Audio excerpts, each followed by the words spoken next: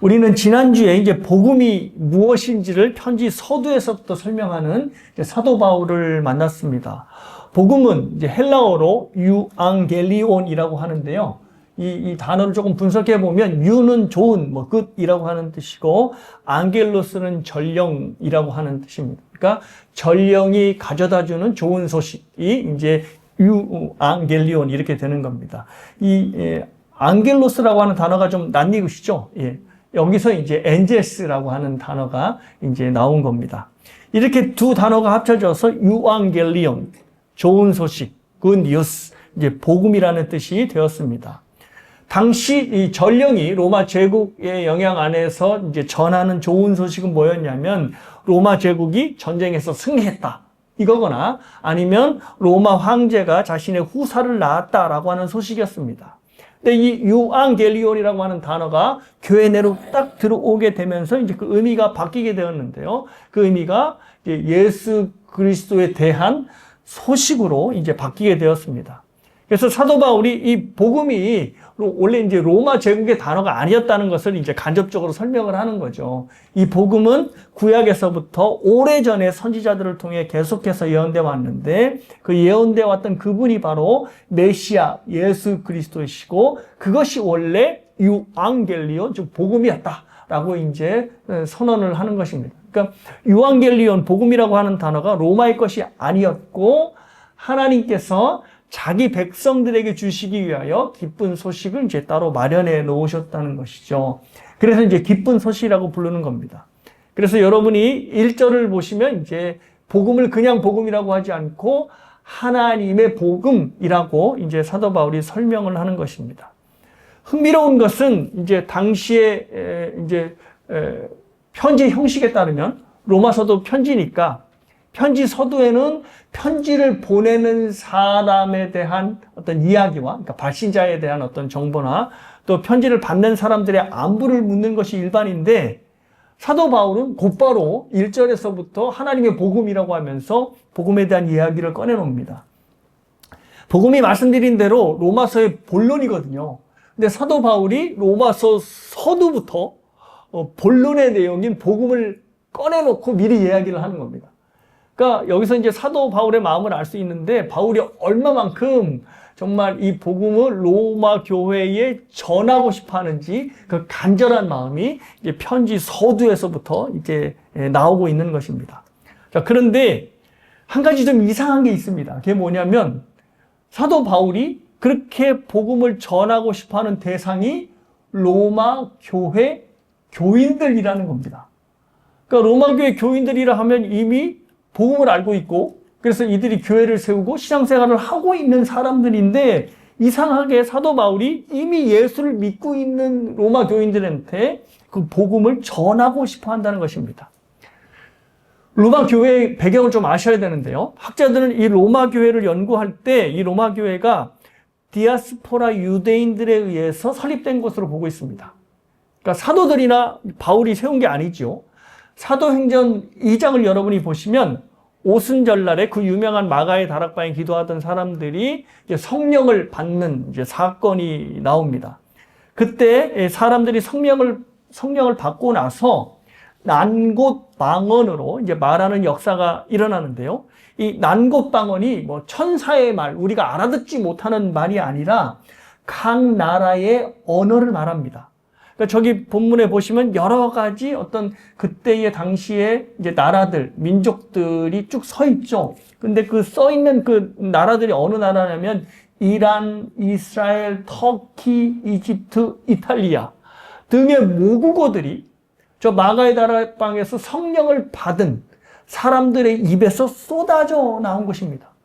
그러니까 뭐 특별한 이상한 말을 한 게 아니라 각 나라의 랭귀지들을 쏟아낸 것이죠. 그래서 영어 성경에서는 네이티브 랭귀지라고 번역했습니다. 이 난곳방언을요.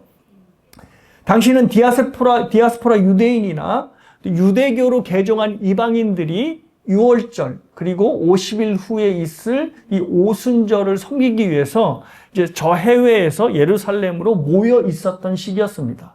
자, 그런데 기도하던 무리들이 갑자기 자기가 살고 있는 나라들의 말을 막 쏟아놓고 있으니 얼마나 놀랐겠습니까?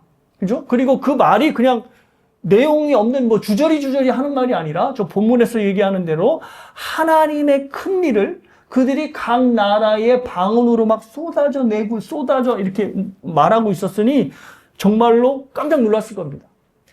자, 이제 해외 각국에서 예루살렘으로 온 유대인이나 이방인들의 배경을 생각해 보면 이들은 다 성경에 열심인 사람들이었습니다. 그래서 그 해외에서도 이제 유월절 그리고 오순절의 절기를 지키려고 일부러 시간을 내서 이제 예루살렘으로 모여든 사람이니까 성경에 대해서 열심인 사람들이죠. 근데 이 성경에 대해서 열심인 사람들이니까 당연히 구약에서 말하고 있는 메시아에 대한 예언, 그리스도에 대한 예언도 들어서 알고 있었을 것입니다. 그러니까 회당에서 배웠던 거죠.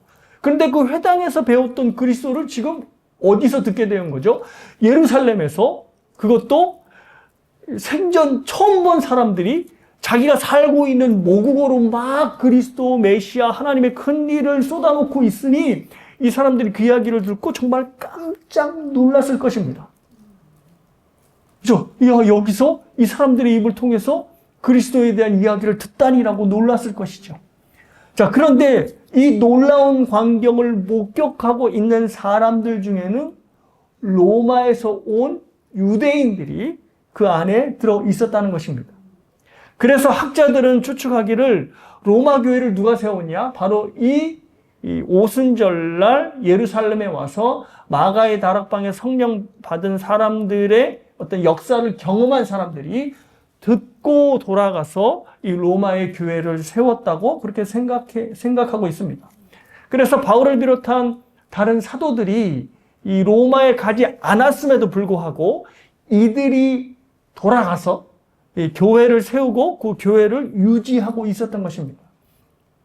그래서 로마서 1장 8절 9절을 보시면 바울이 이런 말을 하죠. 너희의 믿음이 온 세상에 전파되었다. 그러니까 이들이 돌아가서 교회를 세운 이야기가 예루살렘까지 전달이 된 거죠. 그래서 그것을 듣고 사도 바울이 내가 너희를 위하여 기도하고 있다. 로마 교회를 위해 기도하고 있다. 라고 말을 하게 된 것입니다. 그러니까 사도들이 가지도 않았는데, 바울이 가지도 않았는데 로마의 교회가 세워지고 있고 그것이 유지되고 있다는 소식은 정말로 사도들에게 그리고 특별히 바울에게 엄청나게 놀라운 소식이 되었을 것입니다. 자, 그런데 한 가지 문제가 있습니다. 그게 뭐냐 하면 로마 교회는 사도가 복음을 전하고 또 복음을 가르쳐서 세운 교회가 아니라 학자들의 주장에 따르면 이들이 오순절날 일어난 사건을 바탕으로 다시 돌아가서 교회를 세워놨기 때문에 믿음의 내용이 그렇게 탄탄하게 자리가 잡혀지지 않았을 것이라고 생각하고 있습니다. 그러니까 여태까지 이제 사도 바울이 교회를 세운 과정들을 보면 좀 이해가 됩니다. 바울이 항상 교회를 세울 때 어떤 일에 집중을 했냐면 먼저 회당에서 복음을 전하고 그다음에 그 회당에서 복음을 받은 사람들에게 다시 특별하게 그들을 집중적으로 복음을 가르칩니다. 그래서 이들로 하여금 교회가 세워지고 교회가 세워진 후에도 얼마 동안 거기에서 체류를 하면서 복음을 계속해서 강론을 합니다. 그러니까 바울이 교회 세워졌다, 끝났다, 돌아가자 이게 아니라 교회가 세워졌어도 계속 그들에게 가르치는 거죠. 좋은 예가 있는데요. 그게 바로 이제 에베소 교회입니다. 에베소 교회는 바울이 무려 3년을 체류하면서 복음을 강론했던 것입니다. 그 강론한 것이 그 유명한 두란노 서원이죠. 그렇게 바울이 교회를 세우는 데 그치지 않고 그들을 가르치고 또 교회가 단단한 복음의 내용에 서갈 수 있게 만든 것이죠. 그런데 이렇게 바울이 노력을 기울였어도 바울이 떠나면 또 거짓 교사들이 들어와서 이 교인들을 거짓 사설로, 거짓 교리들로 어지럽혔습니다. 그래서 여러분이 데살로니가 전서나 전후서나 갈라디아서나 아니면 다른 어떤 여러 서신들을 보면 항상 바울이 고린도 전후서도 마찬가지고요. 거기서 보면 바울이 교리들을 꼭 언급합니다. 즉 거짓 교사들이 거짓 교리로 그들의 믿음의 내용을 흔들어 놓았던 것들을 다시 이제 바로잡는 내용들이 바울의 서신서에 있는 것입니다.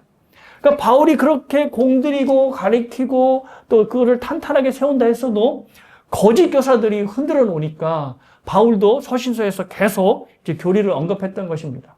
자, 그런데 로마 교회는 아예 처음부터 바울이 복음을 전하거나 또 다른 사도들이나 바울이 그 복음을 계속 가르쳐서 세운 교회가 아닙니다. 그러니 당연히 믿음의 내용이 기초가 연약할 수밖에 없었겠지요. 정말 학자들의 주장에 의하면 이들이 오순절 사건을 보고 듣고 그 다음에 이제 베드로가 설교를 하거든요. 회당에서. 근데 그 설교를 하는 것을 듣고 이들이 이제 물론 복음을 들었지만 이제 그것을 가지고 로마 교회를 세웠으니 복음의 내용이 빈약한 거지요. 그 후로 뭐 다른 사도들이 방문해서 로마 교회를 키웠다는 어떤 이런 보고들이 없거든요. 그러니까 로마 교회를 생각해 보면 그 복음에 대한 믿음의 기초가 너무 약한 것입니다. 그래서 사도 바울이 로마서를 통해서 내가 로마 교회를 보다 더 탄탄하게 세워야 되겠다라고 하는 생각을 하고 고린도에서 이 3차 선교여행 거의 마지막쯤이 돼서 이 로마서를 기록한 것입니다. 오늘 본문에 그 바울의 마음이 드러나는데요. 바로 11절과 12절을 보십니다. 내가 너희 보기를 간절히 원하는 것은 어떤 신령한 은사를 너희에게 나누어 주어 너희를 견고하게 하려 함이니 이는 곧 내가 너희 가운데서 너희와 나의 믿음으로 말미암아 피차 아니함을 얻으려 함이라. 자, 이제 바울이 어떤 은사를 가지고 그들을 견고하게 세우기를 원한대요. 근데 그 어떤 은사가 뭐냐면 바울의 은사하면 뭐죠? 설교, 가르치는 거잖아요. 그러니까 설교하고 가르치는 것을 통해서 로마 교회를 견고하게 세우길 원했던 거죠. 근데 여기서 이제 흥미로운 단어가 하나 나오는데요. 그 단어가 견고하게 하다라는 단어인데 이게 헬라어로 스테리조라고 하는 단어입니다. 근데 이 스테리조라고 하는 단어가 건축의 의미를 갖고 있대요. 그러니까 어떤 것을 단단히 세울 때 그리고 어떤 것을 단단히 고정시킬 때 이 스테리조라고 하는 단어를 쓰는데 사도 바울이 로마 교회를 자기가 이 로마서를 통하여 복음을 탄탄하게 쓴 것을 가지고 로마 교회를 흔들리지 않고 단단하게 세우기를 원했던 겁니다. 그러니까 이 말대로 견고하게 세우기를 원했던 거죠. 그래서 이미 복음을 듣고 교회를 세운 로마 교인들에게 복음을 다시 한번 이 사도 바울이 로마서를 통해서 알려주고 있는 것입니다. 자, 여기서 우리가 하나 적용하고 생각해야 할 것이 있는데요. 그것은 바로 우리 자신을 하나님의 자녀로 견고하게, 헬라어로 스테리조하게 세우는 방법은 뭘까요? 복음을 듣고, 복음을 또 듣고, 복음을 또 듣는 것입니다. 아, 나는 복음 다 알아. 됐어. 뭐 대체 맨날 본 복음이야. 근데 그게 아니라는 거죠. 그러니까 사도 바울이 로마서를 쓴 것은 복음을 모르는 이방인들에게 쓴 게 아니라 복음을 이미 알고 있는 로마 교인들을 견고하기 위해서 그죠? 복음을 이제 로마서를 쓴 겁니다. 그러니까 그리스도인이 견고하게 세워지기 위해서는 복음을 한 번 들어서는 안 되고 복음을 듣고 또 듣는 것이라는 겁니다. 여러분이 신앙생활을 하시면서 아마 경험했으셨을 것 같은데요. 신앙생활을 오래 하다 보면 경험한 것 중에 하나가 교회가 너무나 뻔해지고 식상해진다는 것입니다. 그러니까 모든 게 다 익숙해지는 것이죠. 그래서 나타나는 현상이 뭐냐면 복음이 굿 뉴스가 아니라 나쁘지 않은 뉴스 정도로 들리는 것입니다. 그러니까 영어로 얘기하면 복음이 굿 뉴스잖아요. 근데 나쁘지 않은 뉴스, 즉 not bad news가 되는 겁니다. 예수님이 죽을 수밖에 없는 나를 십자가를 통해 구원하셨다고 하는 이 소식이 뭐 좋은 소식으로는 들려요. 근데 이 소식에 너무 익숙하다고 보니까 그렇다고 뭐 이 소식이 없어도 내가 살아가는 건데 라고 하면서 있으면 좋고 없으면 뭐 할 수 없는 그냥 not bad news로 변하게 되는 것입니다. 그 정도로 여기는 것이죠. 그래서 사랑하는 여러분, 로마서 강해를 통해서 여러분이 점검해야 될 것은 복음이 정말로 나에게 굿뉴스인지 아니면 그냥 not bad 뉴스로 그치는지를 확인하셔야 합니다. 복음은 말 그대로 굿뉴스입니다. 나를 살려주었고 나를 살게 하고 앞으로도 계속해서 살게 만드는 굿뉴스가 바로 복음인 것입니다.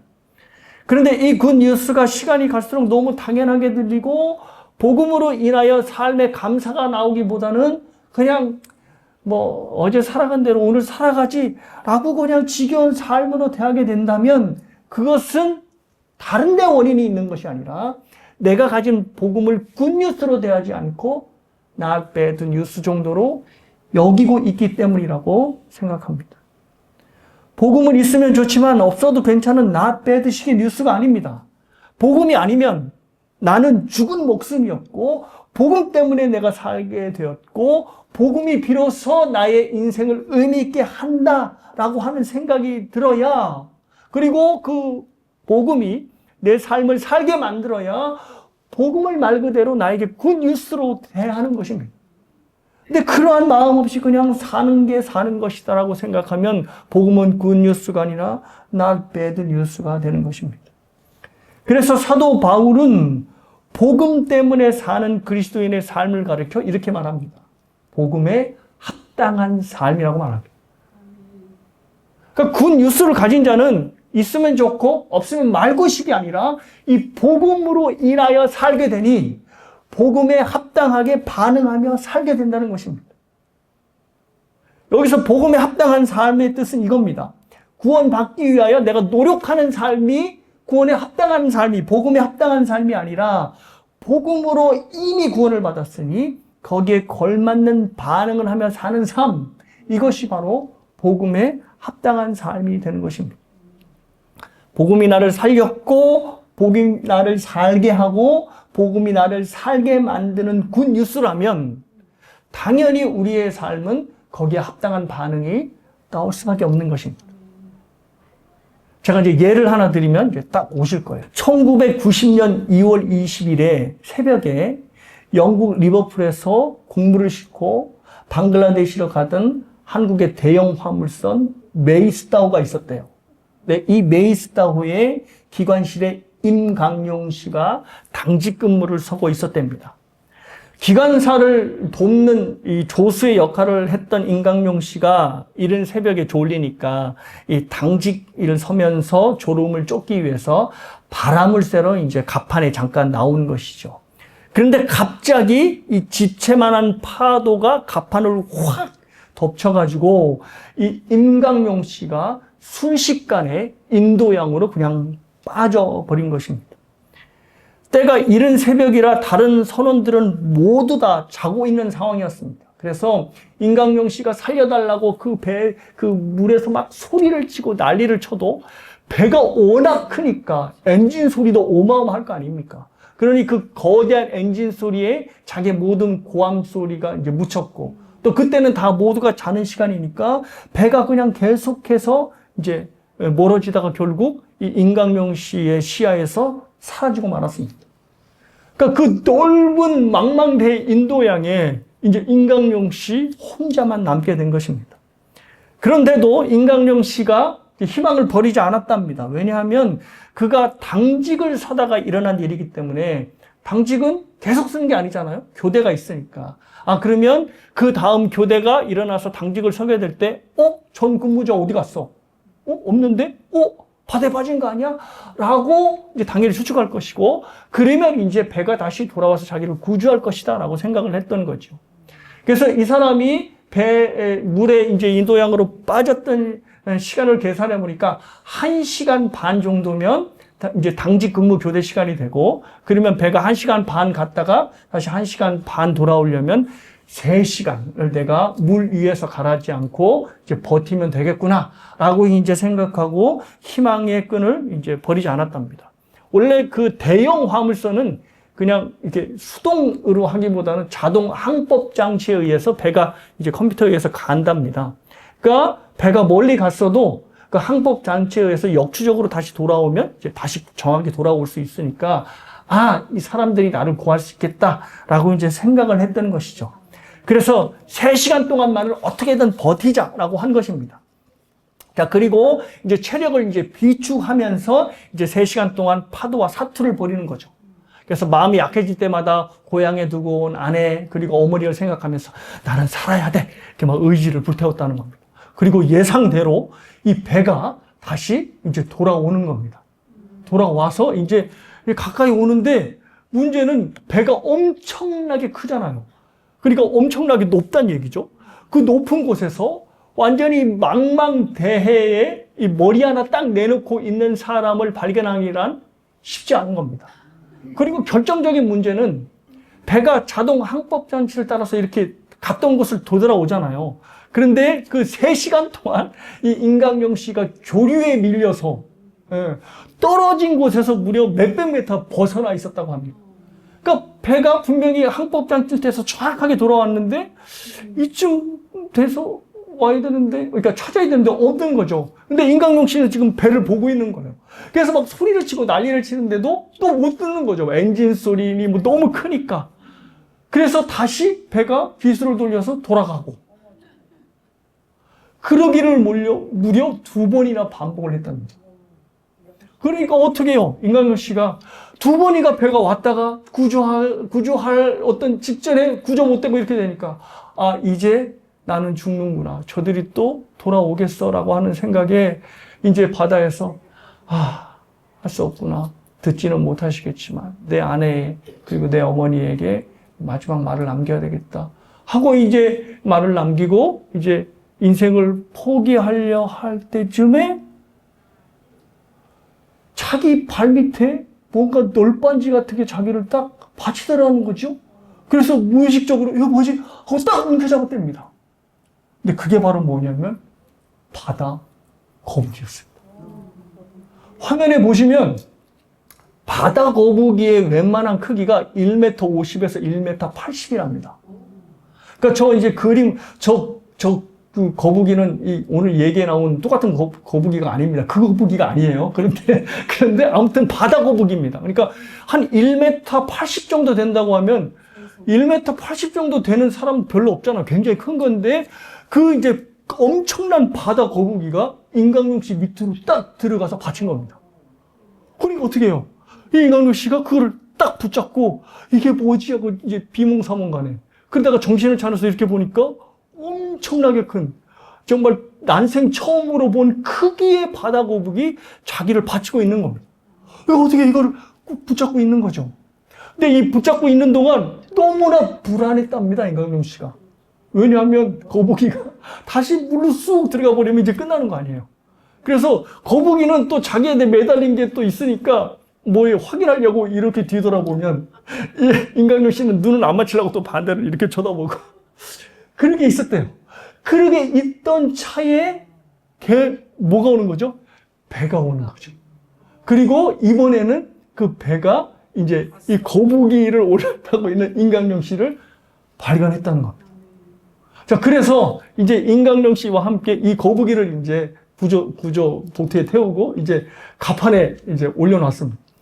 선원들이 너무 신기한 거죠. 거북이가 자기 동료를 구했으니 그래가지고 막 구경을 하고 난리가 났는데 이제 거북이가 뜨거운 갑판에서 이제 물도 없으니까 너무 힘들어하는 겁니다. 그래서 이제 선원들이 힘을 이제 합해서 이제 다시 바다에 놔줬다는데 이제 문제는 임강용 씨가 사진이라도 찍었어야 그 거북이가 이제 평생 남는 기념하는 건데 사진도 못 찍고 이제 그냥 돌려보냈다는 겁니다. 그래서 뭐 집에 돌아와서도 막 땅을 치며 이제 후회를 했다는데 자, 이제 제가 드리고 싶은 이야기의 본론은 이제 그 뒤에 나옵니다. 임강용 씨가 그렇게 구사일생으로 거북이를 통해 구조가 된 다음에 이 사람이 집에 돌아와서 하는 행동이 뭐였을까요? 뭐냐면 거북이를 통해서 자기가 구조를 받았으니까 거북이에게 은혜를 갚기 위해서 다른 거북이를 사다가 자기가 구조된 날에 바다에서 거북이를 방생하는 일이었습니다. 그러니까 자기가 거북이에게 은혜를 갚는 방법은 다른 거북이를 방생하는 것밖에 없다. 놓아주는 일이 좋겠다라고 해서 그가 이제 그렇게 하는 겁니다. 자, 이 이야기를 통해서 우리는 두 가지를 알 수 있습니다. 첫 번째는 임강용 씨처럼 자신을 살린 굿뉴스, 복음을 경험하게 되면 반드시 그 굿뉴스에 대하여 반응할 수밖에 없다는 것입니다. 그러니까 내가 살았구나, 고맙다 라고 하는 생각에서 끝나는 것이 아니라 자기를 구했으니 자기는 어떻게든 자기가 할 수 있는 최선을 다해서 그것에 대하여 반응하고 은혜에 대하여 합당한 생활을 하려고 하는 것입니다. 그러니까 우리가 생각하기에 임강용 씨가 이렇게 거북이를 사서 방생을 하는 것은 굉장히 좀 미신적이고 어리석은 행동으로 보입니다. 자, 그런데 주목할 것은 그가 생각한 최선이 바로 다른 거북이를 사서 방생하는 것이었고, 그래서 그렇게 따라하고 있다는 것입니다. 그러니까 거북이를 방생하는 것이 자기가 은혜를 갚는 가장 합당한 삶이라고 생각하기에 그렇게 했다는 것이죠. 그런데 아울러 이제 두 번째 배울 것은 뭐냐면, 예수 그리스도의 복음이 아니고서는 은혜에 합당한 반응의 삶을 살 수 없다는 겁니다. 말씀드렸다시피 임강용 씨가 다른 거북이를 사서 바다에 방생하는 것은 사실 자신을 구해준 거북이와 그렇게 큰 연관이 없습니다. 그렇죠? 아니 자기가 바다에 방생하는 거북이들이 자기를 구해준 거북이의 새끼들도 아닐 것이고, 그러니 아무런 연관이 없는 거죠. 그러니까 우리가 보기에는 참 미신적이고 어리석다 라고 보이지만 그럴 수밖에 없습니다. 왜냐하면 거북이는 자신이 임강용 씨를 구해준 그 은혜에 합당한 삶이 뭔지 압니까? 모르니까. 모르죠. 거북이가 무슨 수로 그걸 알아요. 설령 거북이가 영물이라고 해서 그것을 안다 하더라도 그 합당한 삶의 내용을 임강용 씨한테 얘기할 수 있습니까? 없습니까? 없다죠. 거북이가 무슨 수로 사람에게 이런 삶이 합당한 삶이다라고 이야기할 수 있습니까? 그러니 고작 한다는 게 임강용 씨 스스로가 생각해서 거북이를 사다가 방생하는 일이었습니다. 자, 그런데 예수 그리스도의 이야기는 다릅니다. 자, 임강용 씨의 복음과 우리가 갖고 있는 복음과 한번 비교해 보겠습니다. 우리가 가진 복음은 임강용 씨가 가진 복음과는 비교도 할 수 없을 정도로 엄청난 내용입니다. 죽을 수밖에 없는 우리를 살리신 예수님을 어떻게 거북이 따위와 비교하겠습니까? 거북이는 피조물, 예수님은 하나님의 아들 즉 하나님이십니다. 그러니까 거북이가 임강용 씨를 살리는 것은 대단한 일이긴 하지만 피조물이 피조물을 살린 이야기인 거죠. 근데 예수님께서 우리를 살리시고 구원한 내용은 창조주가 피조물을 살리고 구원한 일입니다.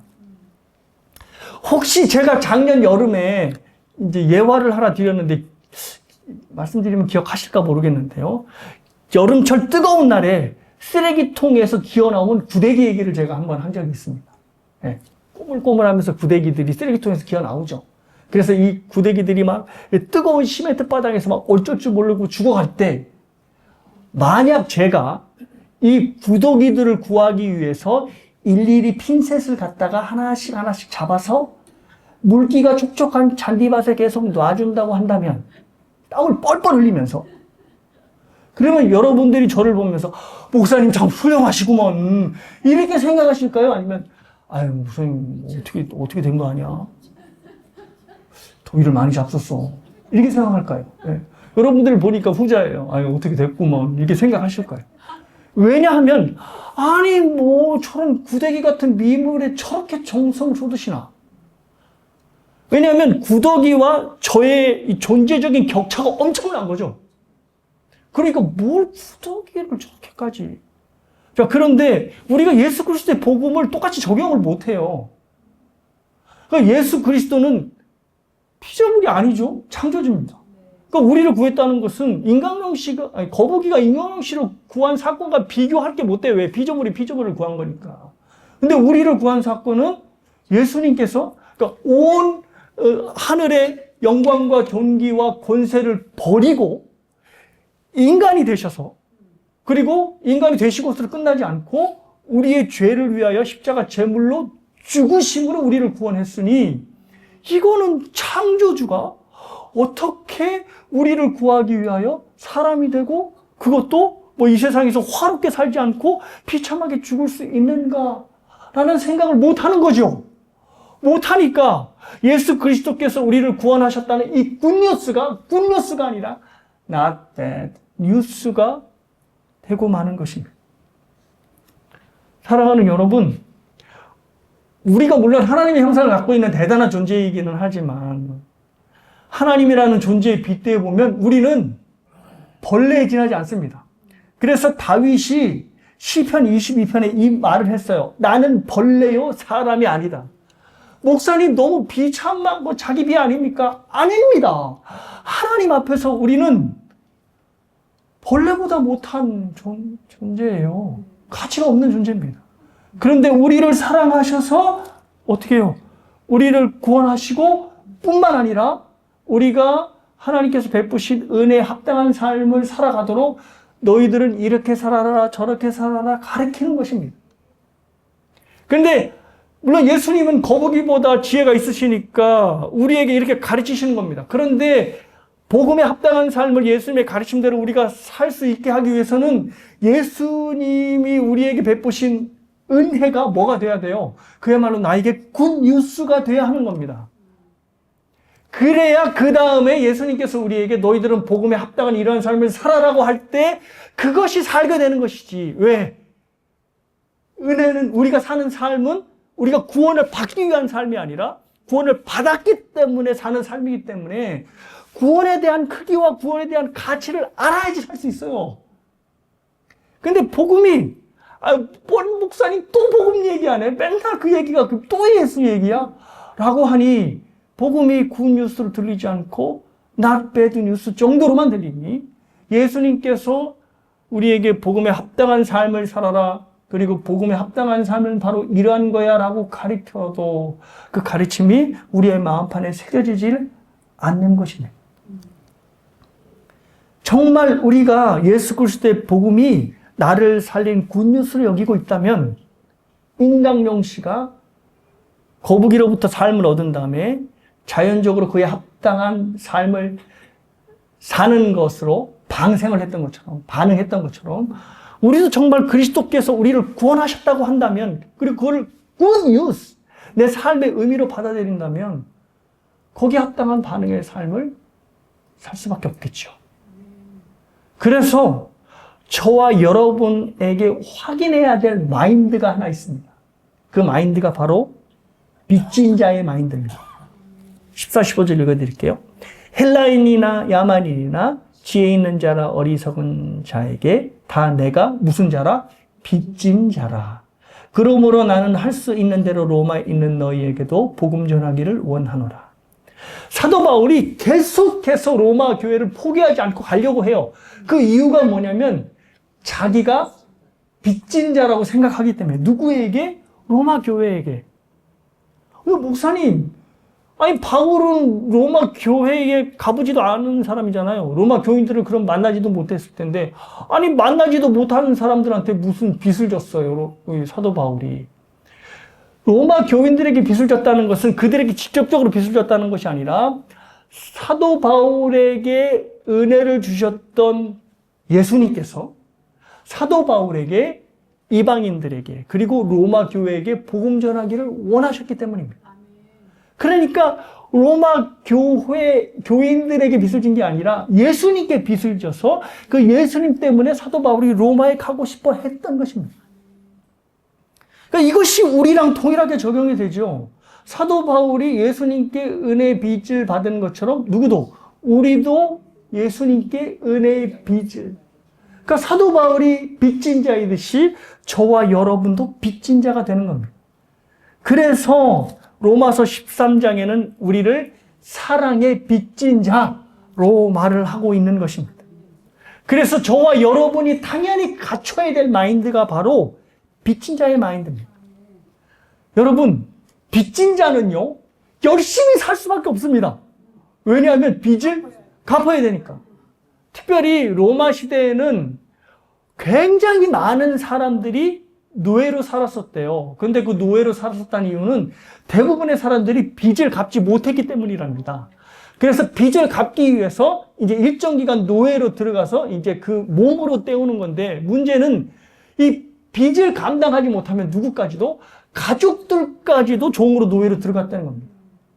그러니까 제가 빚을 졌는데 너무 크니까 이제 제 아내 서진이, 제 큰아이 의진이까지 다 노예로 들어가는 거죠. 그러니 제가 그것을 알면 얼마나 열심히 일하겠습니까? 내가 부지런히 살아야 내 가족들, 나뿐만 아니라 내 가족들이 자유인이 되니까. 그러니까 빚진 자라는 의미, 예수께 빚을 졌다라고 하는 의미가 바로 이런 거죠. 물론 노예가 되는 그 빚은 그 사람을 아주 올가매고 꼼짝 못하게 하는 빚이지만 예수님께서 우리에게 주시는 빚은 어떤 빚이죠? 우리를 해방하는, 구속시키는 빚이 아니라 우리를 해방시키는 빚입니다. 그럼에도 불구하고 노예로 만드는 빚과 우리를 해방시키는 그리스도의 은혜의 빚과 일맥상통하는 것이 있는데 그게 뭐냐면 빚으로 인하여 우리가 엄청나게 열심히 살게 된다는 것입니다. 왜? 예수님께서 우리에게 은혜의 빚을 주셨으니 이 빚을 갚아야 한다라고 하는 생각을 하기 때문이죠. 우리가 지난주에 뭐를 배웠냐면 예수님의 수동적 순종에 대해서 배웠습니다. 이건 이제 영어로 passive obedience라고 하는데 예수님의 수동적인 순종이 뭐냐면 고난스러운 삶, 특별히 십자가의 삶을 예수님이 묵묵히 수용하는 거예요. 그래서 예수님의 수동적인 순종이라고 할 때 여러분이 머리에 뭐를 떠올리셔야 되냐면 예수님께서 골고다 언덕에 십자가를 지시고 올라가는 그 모습을 떠올리시고 그것을 이게 예수님의 수동적인 순종의 모습이구나. 그래서 제가 지난주에 이걸 어떻게 적용했냐면 예수님께서 그 삶을 받아들이신 것은 성부께서 그에게 삶을 주셨기 때문에 그가 묵묵히 수용한 거다. 마찬가지로 우리가 사는 삶을 누구로부터 받은 거죠? 성부께로부터 받은 것이기 때문에 이것을 예수님처럼 수동적인 순종으로 받아야 된다 이렇게 말씀을 드렸습니다. 자, 그런데 오늘 제가 말씀드릴 순종은 수동적인 순종이 아니라 능동적인 순종이에요. 즉 active obedience입니다. 그러니까 예수님께서는 그냥 하나님이 주신 삶이니까 그냥 수용하면서 그냥 소극적으로 사신 것이 아니라 자기가 할 수 있는 최선을 다해서 능동적인 순종으로 그 삶을 살아가셨다는 겁니다. 학자들에 의하면 예수님께서 3년 동안 공생애 때에 걸어 다니신 거리가 3,500km 정도 된다고 해요.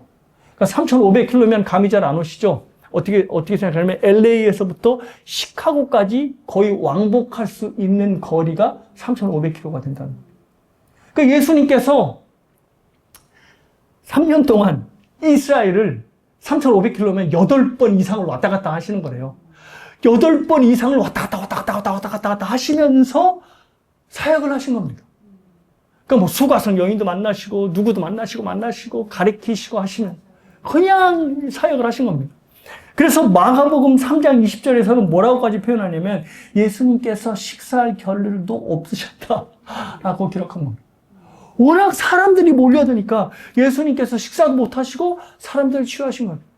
그 예수님께서 이 세상의 삶을 살다간 모습이 그냥 하나님께서 살게 하시니까 살아야지 라고 하시면서 그냥 하셔야 될 것 최소한만 하신 것이 아니라 능동적인 순종으로 하나님의 뜻을 자신의 삶에서 이루기 위하여 최선을 다하신 것입니다. 왜냐하면 예수님, 성자 하나님께서 누구로부터 사랑을 받고 계시죠? 성부께로부터 사랑을 받으시니까 예수님도 성부의 사랑을 빚진 자가 되는 것이죠. 그러니 성부께 받은 사랑을 갚기 위하여, 그 표현이 조금 이상하지만 그래도 설명하자면 성부의 사랑을 사람들에게 나눠주고자 그렇게 열심히 살아갔다는 것입니다. 사랑하는 여러분, 정말 저와 여러분이 복음을 굿 뉴스로, not bad news 정도가 아니라 복음을 굿 뉴스로 받아들인다면 저와 여러분의 삶에서 능동적인 모습들이 나와야 됩니다.